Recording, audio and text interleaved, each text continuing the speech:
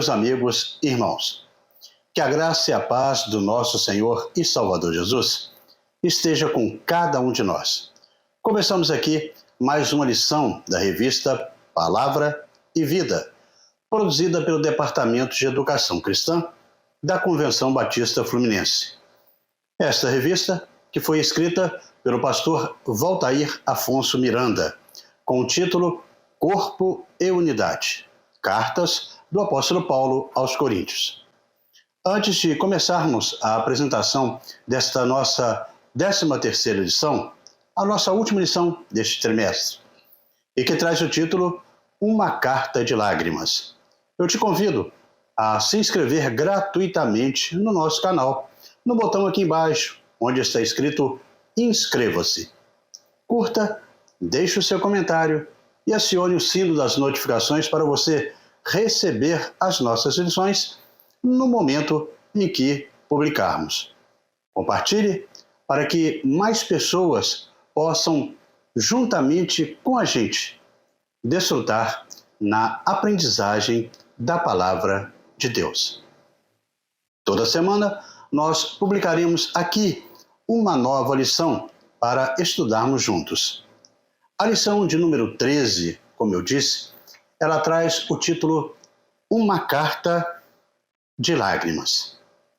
E tem o texto base em 2 Coríntios, no capítulo 10, do 10 até o capítulo 13. E nós estaremos lendo aqui apenas os versículos de 5 a 11 do capítulo 13, neste momento, para a nossa introdução dessa lição. E o texto, ele nos diz assim: Examinem-se para ver se vocês estão na fé. Provem-se a si mesmos. Não percebem que Cristo Jesus está em vocês? A não ser que tenham sido reprovados. E espero que saibam que nós não fomos reprovados. Agora oramos a Deus para que vocês não pratiquem mal algum, não para que os outros vejam que temos sido aprovados, mas para que vocês façam o que é certo, embora pareça que tenhamos falhado.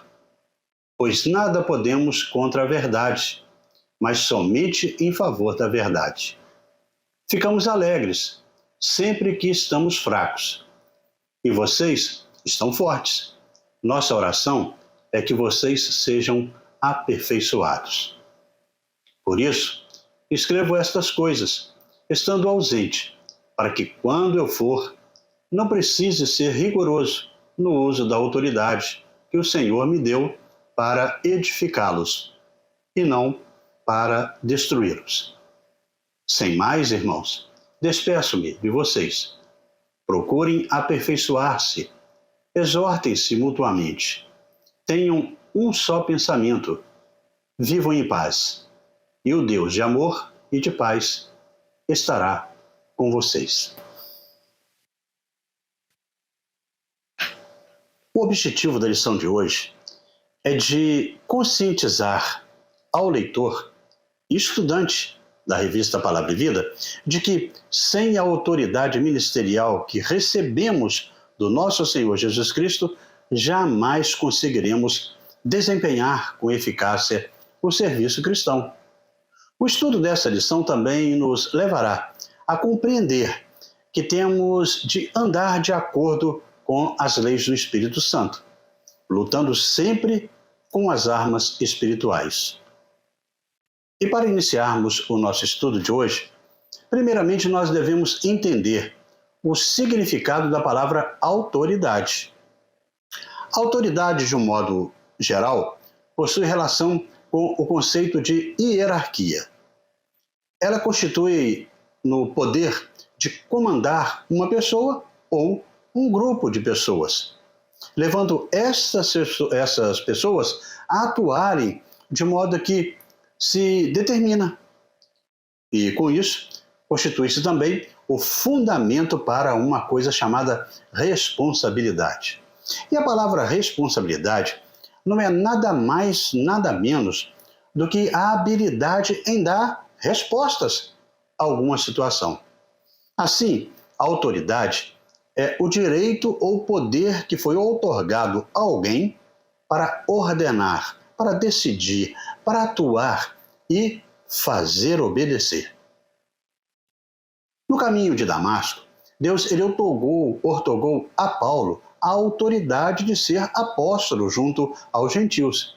E para tal, Paulo foi capacitado pelo Espírito Santo para cumprir esta tarefa com responsabilidade, para dar respostas com autenticidade. Mas nem tudo são flores no ministério ou no serviço do Senhor.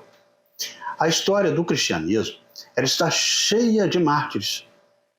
Foi contra este contexto de Tertuliano de Catar que ele escreveu na parte final do século II, quando ele diz: torturem-nos, atormentem-nos, condenem-nos, podem até nos esmagar, porque o sangue dos cristãos é a semente do cristianismo. Então, o grito do antigo apologista é um desafio para os adversários da igreja. Segundo ele, quanto mais os cristãos eram perseguidos, mais se manifestava a sua fé. A perseguição externa é realmente dolorosa, mas nada fere mais do que a perseguição doméstica, quando pessoas de dentro da igreja maltratam, estigmatizam e até mesmo atacam os servos de Deus. Na segunda carta do apóstolo Paulo aos Coríntios, no capítulo 10, o apóstolo usa um tom de cautelosa afeição ao dirigir-se aos seus opositores. A mudança é tão drástica que alguns estudiosos chegam a pensar que os capítulos de 10 a 13 desta epístola não tenham sido escritos nem mesmo pelo apóstolo Paulo. Mas, entretanto, quando nós analisamos mais detidamente o escrito, a gente vê a personalidade e o temperamento de Paulo deste escrito. E começamos até a entender com mais clareza a humanidade e o ministério aí do apóstolo Paulo aos gentios. Os últimos capítulos desta epístola, por conseguinte, eles devem ser estudados com muita atenção. Neles, Paulo defende o apostolado que recebera do Senhor Jesus. Paulo era um homem que, à nossa semelhança, sofria os efeitos das emoções. Tinha todas as características positivas e negativas de um ser humano normal, comum. Entretanto, por ser extremamente emotivo, ele sentia fortemente as injustiças que foram feitas contra eles por alguns coríntios. A aspereza das suas palavras em 2 Coríntios 2, 4 e 7, 8, quando se refere aos seus opositores, provocou uma reação ainda mais hostil por parte de alguns membros da igreja de Corinto. Mas, todavia, no capítulo 10, Paulo ele utiliza-se de um teor mais brando e delicado. Todo obreiro, portanto, é um ser humano, dotado de sentimentos e que reage às situações controlado ou não, porém, deve ser controlado pelo Espírito. Não deve perder jamais a compostura cristã. E dessa forma nós chegamos ao primeiro tópico da nossa lição, a lição de hoje, que tem o título Uma Carta de Lágrimas. Uma Carta de Lágrimas.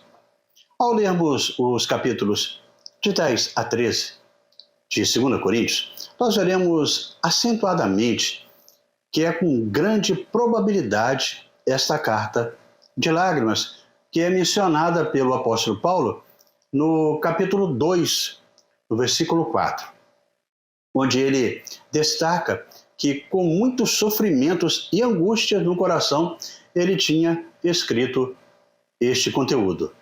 Com muitas lágrimas, não para que os coríntios ficassem tristes, mas para que eles pudessem conhecer o grande amor que o apóstolo tinha para com eles, com aqueles irmãos, e que não tinha nem como medir este carinho. Ou seja, essa carta, escrita em meio a muita tribulação e também angústia no coração, com muitas lágrimas, não seria a nossa 1 Coríntios canônica, mas a parte final de 2 Coríntios. Mais precisamente, estes capítulos, de 10 a 13. O capítulo 10 é uma reflexão de tom dessa carta, de conciliador para severo. Nos primeiros 9 capítulos, Paulo ele teve cuidado de, inclusive, parabenizar os coríntios por sua obediência às suas últimas diretrizes. Os últimos 4 capítulos, no entanto, advertem os coríntios a retornarem aos seus caminhos. A primeira metade da carta, ela usa uma linguagem diplomática, enquanto que essa segunda metade contém sarcasmo e ironia. Essa sugestão dessa estrutura que nós falamos aqui agora de 2 Coríntios, entretanto, é apenas uma ferramenta para que a gente possa interpretar melhor esta carta. A relação entre Paulo e a igreja de Corinto foi bem conflituosa e não temos conhecimento certo sobre todos os detalhes históricos deste conflito. Mesmo não adotando essa hipótese da carta de lágrimas, o leitor ele precisa aqui ter em mente a mudança de tom nestes capítulos finais da carta. Paulo ele queria que os coríntios entendessem que ele não seguia os ditames da carne, mas sim que era guiado pelo Espírito de Deus. Paulo, ele apela para a mansidão e também a ternura de Cristo, no início do capítulo 10. Ao apelar para as virtudes de Cristo, a mansidão e a benignidade, Paulo ele foge do padrão mundano, opta por uma resposta branda. Jesus é o grande exemplo, conforme ele destaca em Mateus 11, 29. Aos que o acusavam de fraqueza, ele responde que, na verdade, quando ele estava presente entre aqueles irmãos, se manifestou a humildade, porque estava temeroso. Mas ausente, ele foi ousado, ele foi corajoso para com eles. No versículo 1, ele fala assim: essa expressão não tinha nada de timidez. Na verdade, o apóstolo ele agia assim para evitar um conflito maior, imitando a serenidade de Cristo. Ele queria evitar uma ação disciplinar contra os rebeldes. Além disso, Paulo não desejava amedrontar os cristãos de Corinto, porque eles eram seus filhos espirituais. Paulo também diz que a sua conduta não era segundo a carne. O apóstolo ele usa o termo carne em 2 sentidos. O primeiro deles no sentido físico, andando na carne, no versículo 3. A versão Almeida do século XXI, ela diz que, embora vivendo com seres humanos, não lutamos segundo os padrões do mundo. Paulo ele almejava que os coríntios eles lembrassem que ele e seus companheiros eram homens comuns. O segundo sentido da palavra carne é figurado. Refere-se a uma parte da natureza humana corrompida pelo pecado, que tende a induzir o homem a contrariar as coisas espirituais. Reafirma aí o apóstolo Paulo que não militamos segundo a carne, no versículo 3. Em outras palavras, Paulo estava declarando que não seguimos os desejos da carne. Portanto, embora habitemos em corpos físicos, somos também guiados pelo Espírito de Deus. Como ele deixa claro em Gálatas 5,16, quando ele orienta aqueles irmãos daquela cidade a viverem pelo Espírito e de modo nenhum satisfazerem aí assim os desejos da carne. No caso da igreja de Corinto, esse conselho ajudaria muito aqueles irmãos a enfrentar os inimigos do evangelho puro, do evangelho simples, do evangelho verdadeiro de Cristo, que inclusive Paulo pregava e ensinava àqueles irmãos, bem como as falsas acusações aí contra o seu ministério, eles poderiam enfrentar assim pelo Espírito. O apóstolo ele foi um bravo militante na guerra espiritual contra os falsos ensinamentos na igreja de Corinto, ao longo do seu ministério, pois sabia do estrago que esses inimigos poderiam fazer na mente e no coração do homem, e por conseguinte, da igreja. Além disso, existem outras armas espirituais que estão disponíveis para nós utilizarmos. Para tais situações, o apóstolo indica as armas espirituais, nos versículos 4 e 5. Paulo sabia que nesta guerra espiritual ele não poderia usar armas carnais, tais como a capacidade intelectual, a influência, a posição social e algumas outras. O inimigo não pode ser derrotado com armas semelhantes a essas, ou semelhantes até às dele próprio. Por isso, as armas do apóstolo eram espirituais e poderosas em Deus para a destruição das fortalezas. Tais fortalezas, no versículo 4, são utilizadas para impedir que o conhecimento de Deus avance na mente e no coração do homem. Enquanto soldados de Cristo, nós estamos militando o bom combate aqui na terra. Estamos sujeitos às tentações e males dentro e fora da igreja. Portanto, temos que andar de acordo com as leis espirituais, lutando sempre com as armas espirituais, que são a palavra de Deus, que é a espada do Espírito, a verdade, um caráter justo e reto, a proclamação do Evangelho, da paz, a fé, a certeza da salvação e uma vida de oração. E neste caminhar, amigos e irmãos, nós chegamos ao segundo tópico da nossa lição e que tem o título Mestres Falsos, Mestres Verdadeiros. Mestres falsos versus mestres verdadeiros. Com o estudo deste tópico, nos levará a compreender que o líder cristão autêntico é aquele que não perde o senso de dependência de Deus. Poderemos assim também distinguir as características de um verdadeiro líder. E por fim, poderemos também entender os tipos de lideranças encontrados no seio da igreja. A autoridade apostólica que Paulo exercia impactava aqueles irmãos de Corinto por causa de sua seriedade. E esta autoridade foi concedida àquele apóstolo pelo Senhor e encontrava-se fundamentada em seu relacionamento com Deus e na integridade de seu caráter e ministério. Paulo é um dos maiores exemplos de liderança do Novo Testamento. Seu modelo máximo é Jesus. E o apóstolo ajustou a sua liderança conforme o conhecimento que adquiriu acerca do Mestre. Nesta lição, ele prossegue defendendo o seu apostolado, inclusive contra os ataques dos falsos apóstolos, e reafirma que a igualdade com os demais apóstolos em termos de autoridade e liberdade para pregar o Evangelho. Porém, a fim de mostrar a sua autoridade e liderança em Cristo, Paulo ele ressalta não ser sua intenção exercer domínio sobre a fé dos coríntios. Pelo contrário, ele está pronto a ser humilhado para que eles fossem exaltados.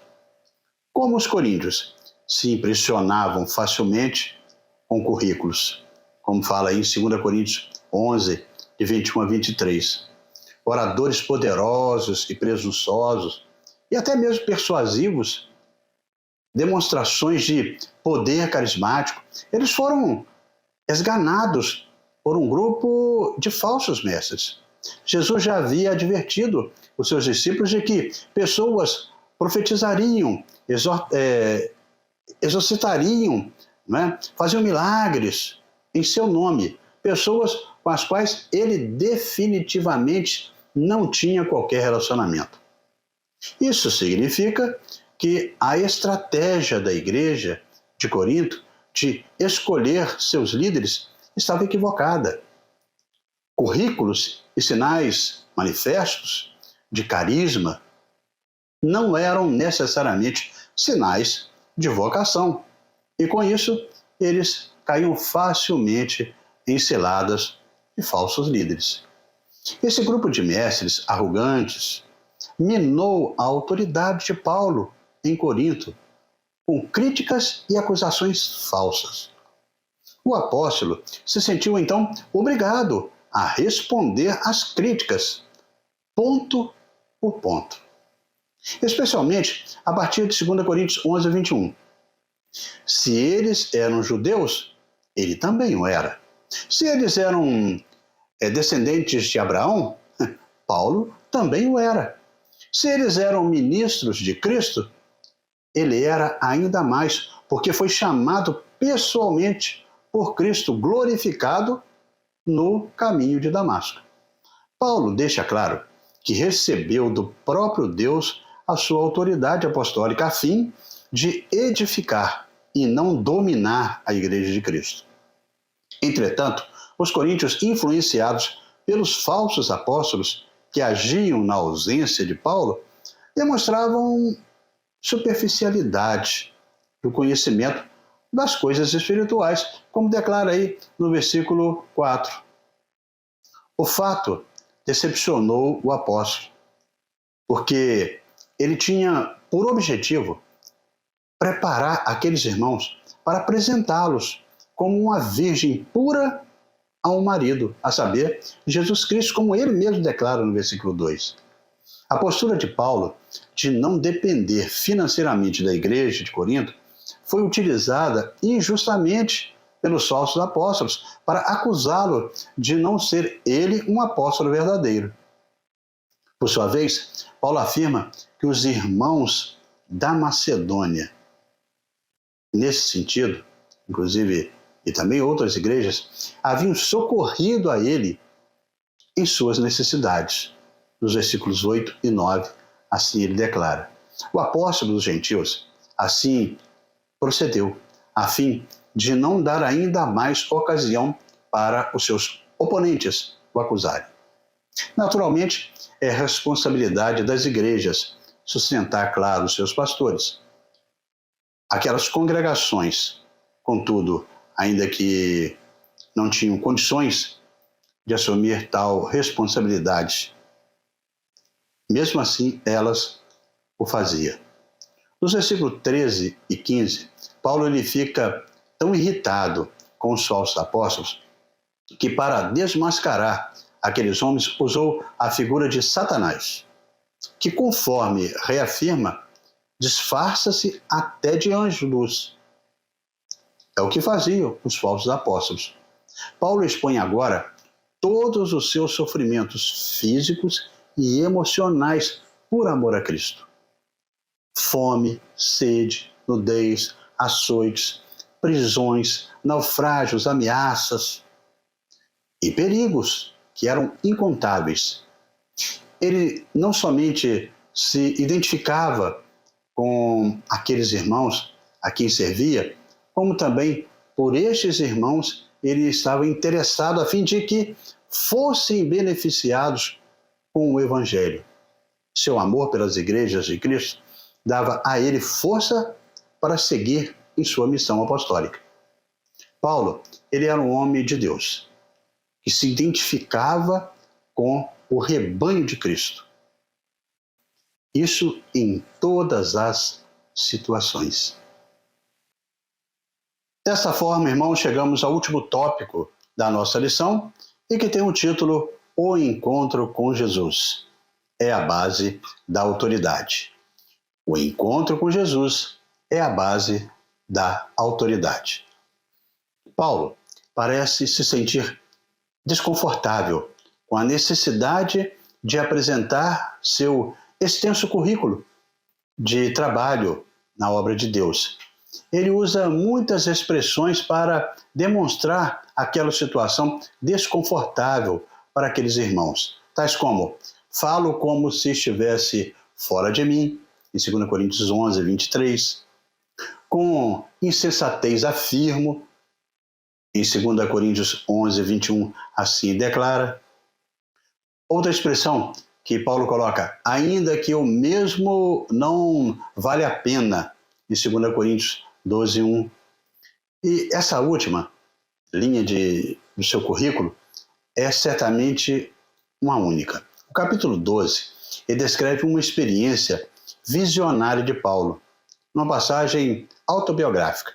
Paulo, ele fala do terceiro céu, quando ele diz: conheço um homem em Cristo que há 14 anos foi arrebatado até ao terceiro céu. Se no corpo ou fora do corpo, não sei, Deus o sabe. 2 Coríntios 12, 2. A expressão terceiro céu é uma referência ao espaço celestial, visitado por Paulo em sua visão. Dentro desse contexto de apologia, do seu próprio ministério, ele começa a falar de visões especiais recebidas de Deus, usando o artifício literário de referir-se a si mesmo na terceira pessoa. O conteúdo das visões do apóstolo não é importante em si, pois ele nem é descrito.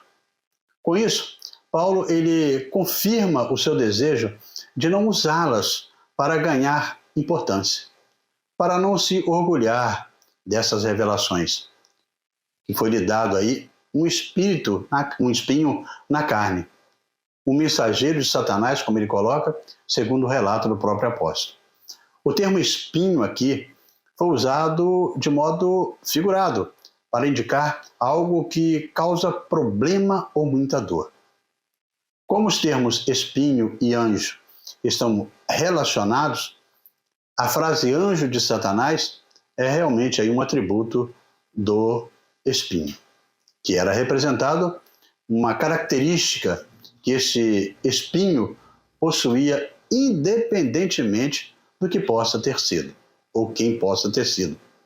Ele foi colocado pelo próprio Deus em Paulo. Ou seja, isso é bom para a gente entender, isso transparece na forma verbal passiva e no próprio expresso, na frase, para que eu não me exalte, no versículo 7. A estrutura da questão levantada por Paulo seria o espinho como objeto direto da dor, Satanás por trás do objeto e Deus permitindo a ação de dor como uma reedição da história de Jó no Antigo Testamento. Paulo ele pediu insistentemente para que o espinho fosse afastado e não obteve sucesso. O próprio Deus o confortou com a afirmação de que isso era necessário para mantê-lo humilde. 2 Coríntios 12, do versículo 7 até o versículo 9. Com a presente construção, revela então aqui a visão paulina de soberania completa de Deus sobre as suas dores. Essas dores foram usadas por Deus para produzir crescimento no apóstolo. São dores que acabaram resultando em benefícios para aquele homem. Deus concedeu a Paulo uma visão celestial. Paulo ouviu palavras que não podiam ser repetidas e viu cenas que não podiam ser contadas. Com certeza, ele tinha nas mãos uma grande arma para submeter as pessoas à sua autoridade, mas ele entendia que isso não era necessário para ser usado, porque para Deus, seus seguidores são mais fortes quando são fracos. O que significa dizer que o poder de Deus ressoa mais de uma boca que assumiu não ter poder nenhum e é completamente dependente de Cristo. Por causa dessa experiência celestial, Deus deu a ele um espinho, uma fraqueza que continuamente o lembrava da sua total dependência em Deus. Paulo havia experimentado o que outros nunca tinham experimentado nesta vida. Em vez de se gabar dessa coisa, ele se resignou a sentir dor resultante dessa experiência. Paulo, ele encerra a sua carta com uma advertência em 2 Coríntios 13, 5. O apóstolo recomenda aos crentes daquela cidade que examinem-se, que provem-se, a fim de verificar se Jesus Cristo de fato habita neles. Até o momento, Paulo vinha defendendo o seu ministério e sua fé. No entanto, agora ele resolve testar os cristãos daquela igreja ao admoestá-los que realizem um autoexame. Ora, se Cristo verdadeiramente habita neles, não corre o risco de serem reprovados, como diz o versículo 5.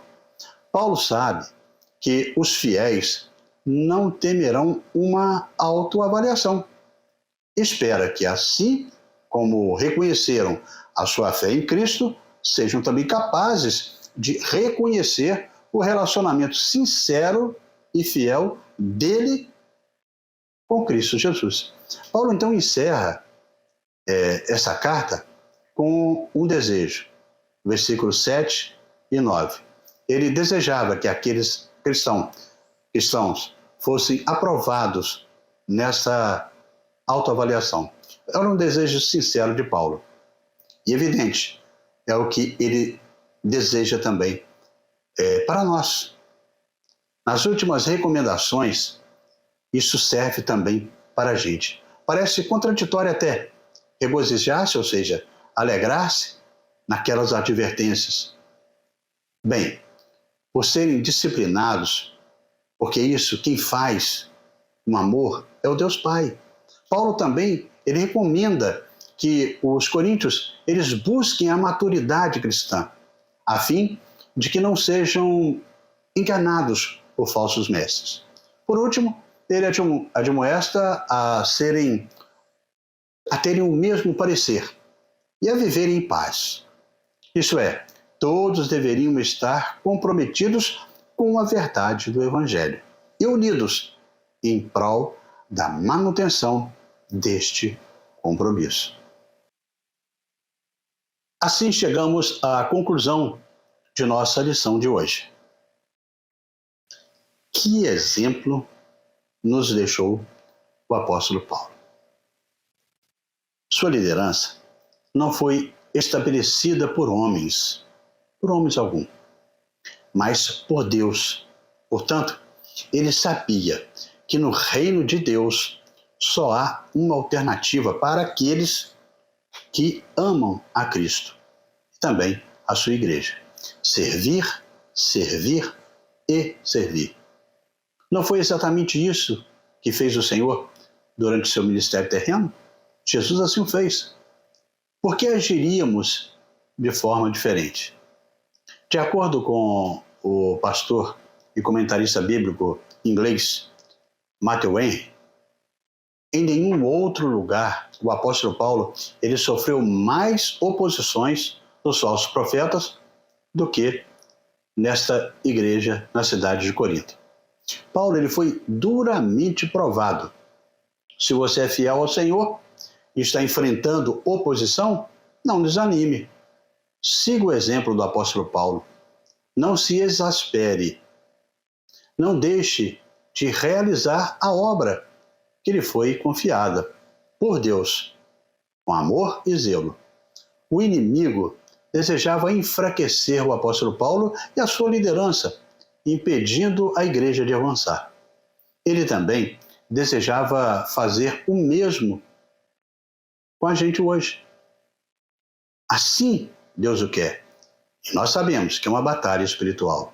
Paulo experimentava as dificuldades de sua missão por amor a Cristo. Isso significa que o reino sobre o qual Cristo governa foi promovido pelas circunstâncias que o apóstolo encontrou. Embora as dificuldades e fracassos diários não sejam facilmente digeridos por nós, como realizações pessoais, eles não são desperdiçados. É como uma parte inferior de uma tapeçaria feito à mão. Aquelas coisas elaboradas, os fios, né? A parte de cima do tecido produzem uma obra de arte, segundo os desejos do tecelão. O lado que não é visto, no entanto, não é tão bonito assim, né? As suas linhas e os seus fios. Assim é a nossa vida. Deus usa o que parecem ser circunstâncias aleatórias, caóticas e destruídas de sentido para construir, no final, um bom tapete. Apesar de todas as dificuldades, vamos tentar vivenciar as dores na nossa vida com estratégia e enfrentando tudo no amor de Cristo e na proteção do Espírito Santo. Pois nós não somos poderosos, mas aquele que nos guia, sim, ele é todo-poderoso. Em nosso íntimo, existem guerras espirituais que são travadas. O próprio apóstolo, ele discorre sobre isso em sua carta aos Gálatas 5,17, quando ele revela a luta entre desejos da carne e do espírito. Entretanto, Paulo nos revela como vencer essa guerra tão difícil contra inimigos tão poderosos. No capítulo 5, no versículo 16 da carta aos Gálatas, o apóstolo ele declara que nós devemos andar em espírito e, se assim fizermos, não nos renderemos aos desejos da carne. Este é o valioso conselho deixado pelo apóstolo Paulo para nós nos dias de hoje. E assim, irmãos, chegamos agora ao nosso momento para pensar e agir com 3 reflexões. O ministério pastoral nem sempre é tranquilo. Há dias muito difíceis, em especial diante de conflitos com as ovelhas. Há dias para o consolo e outros para a disciplina. Em uma situação de conflito, tente se colocar no lugar das ovelhas. Agora, de forma contrária, coloque-se também no lugar do pastor, você que é ovelha. Consegue verbalizar a distinção entre esses 2 momentos de reflexão? Olha, o apóstolo Paulo, ele apresenta diversas exortações úteis que servem para nós até os dias de hoje. Entre elas, que devemos procurar ser perfeitos e que sejamos unidos em amor. Os relatos de Paulo, com certeza, fez com que aqueles irmãos de Corinto se colocassem no lugar dele, visto que ele também se colocou no lugar daqueles irmãos. Este exemplo é de muita importância para todos nós, como igreja ou como sociedade cristã hoje. Pois é nesse sentido que nós poderemos enfrentar toda e qualquer perseguição por amor a Cristo, ou qualquer calamidade e desapontamento que possamos encontrar neste mundo. Paulo nos exorta a sermos unidos em um só entendimento. Ele também nos exortava a vivermos em paz. Esse deve ser o nosso desejo. O segundo, para a gente refletir, o espinho na carne de Paulo é uma manifestação da soberania de Deus para trabalhar a humanidade na vida do apóstolo. Você consegue descrever alguma situação de espinho na carne em sua própria vida? Olha, quantas, né? Se fosse falar aqui, a gente gastaria o tempo todo do vídeo. Mas Deus sempre estava com a gente. O terceiro tópico, para a gente pensar e agir, uma excelente característica a ser desenvolvida na vida é a capacidade de não guardar mágoa ou rancor após uma discussão. Isso é fundamental em qualquer grupo ou vivência comunitária. Você poderia destacar como isso pode ser desenvolvido em sua vida? A gente vai trabalhar aqui, né? Vejamos, se estivermos conscientes de nosso chamado divino e exercermos com integridade o nosso ministério, nós não devemos temer falsas acusações ou conflitos que podem surgir no caminhar, pois isso sempre vai fazer parte da vida de um servo fiel. O enfrentamento, no entanto, deve ser no contexto espiritual e nunca um enfrentamento na carne, pois como bem destacou o apóstolo Paulo, nessa lição que estudamos hoje, em que a nossa luta não é contra seres humanos, mas contra os poderes e autoridades, contra os dominadores deste mundo de trevas, contra as forças espirituais, no qual estão nas regiões celestes, conforme ele escreveu em Efésios 6:12. E assim, amigos e irmãos, terminamos mais uma lição da revista Palavra e Vida. Mas antes de você sair, eu convido você a se inscrever no nosso canal, no botão aqui embaixo, onde está escrito Inscreva-se. Curta, deixe o seu comentário e acione o sino das notificações.